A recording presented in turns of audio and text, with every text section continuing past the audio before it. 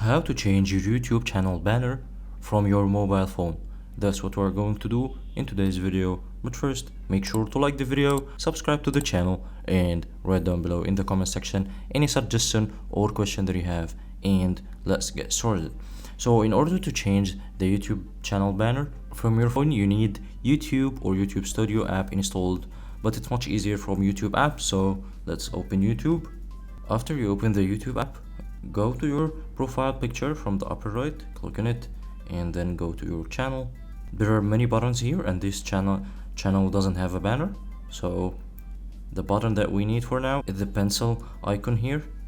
This is the editing button. Let's click on it, and as you can see, we can now change the banner from here.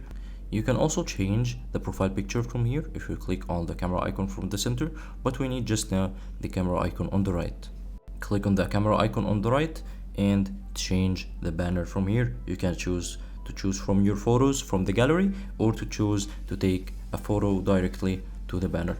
Hope you guys enjoyed the video. Don't forget to like the video, subscribe to the channel, and write down below in the comment section any suggestion or question that you have, and have a nice day.